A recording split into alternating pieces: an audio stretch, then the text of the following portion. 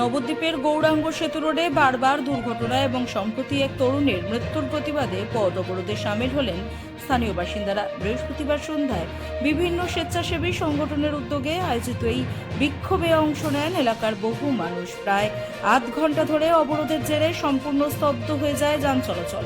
বিক্ষোভকারীদের অভিযোগ, গৌরাঙ্গ সেতু থেকে পুরনো টোল গেট পর্যন্ত বিস্তীর্ণ অংশে পর্যাপ্ত আলোর ব্যবস্থা নেই। পাশাপাশি ট্রাফিক নিয়ন্ত্রণের অভাব এবং দ্রুতগতির যানবাহনের বেপরোয়া চলাচলের কারণেই বারবার দুর্ঘটনা ঘটছে। স্থানীয়দের দাবি, অবিলম্বে রাস্তার আলো বৃদ্ধি, নিয়মিত ট্রাফিক পুলিশ মোতায়েন, স্পিড ব্রেকার নির্মাণ এবং ভারী যানবাহনের গতি নিয়ন্ত্রণ করতে হবে।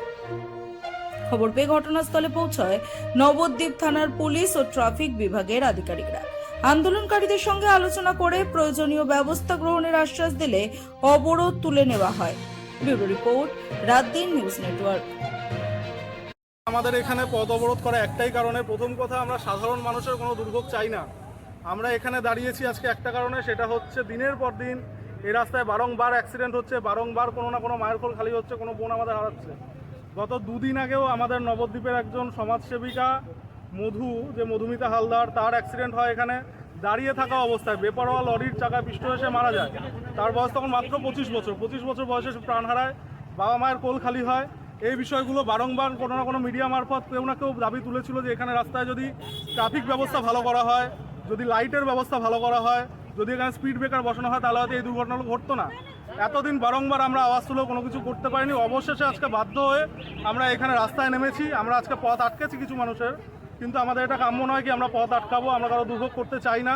আমরা চাইছি নবদ্বীপ থানার পুলিশ প্রশাসন আসুক। আমরা নবদ্বীপ থানার প্রশাসন এবং ট্রাফিক উইংসের কাছে আমরা একটা লিখিত আমাদের জমা দিই দাবি স্বরূপ নিয়ে। সেখানে আমাদের দাবিগুলো হচ্ছে, প্রথম কথা রাস্তায় স্পিড ব্রেকার লাগাতে হবে, দ্বিতীয় কথা রাস্তায় অজস্র গাছপালা বাড়ির রাস্তার দিকে ঝুঁকে আসছে, সেগুলোকে কাটাতে হবে, তৃতীয় নম্বর কথা ট্রাফিকের ব্যবস্থা করতে হবে, যেটা বিশেষ করে প্রয়োজন। ওই ব্যবস্থাটা করে দিলে আমরা এখান থেকে আমাদের কর্মসূচি সরিয়ে নেবো। আমাদের যেটা পথ অবরোধ আছে সেগুলো আমরা সরিয়ে নেব, এটাই বক্তব্য। আপনার নাম? আপনার নাম? আমার নাম রাজীব কংসম। আজকে কারা এই অবরোধে সামিল হয়েছে? কারা? আজকে নবদ্বীপের সাধারণ জনগণ থেকে শুরু করে নবদ্বীপের যারা স্বেচ্ছাসেবী সংগঠন আছে তারা, কিছু সমাজসেবক আছে তারা। আমরা এমার্জেন্সি গাড়িগুলোকে ছাড়ছি, বাকি গাড়িগুলো আমরা আটকাচ্ছি।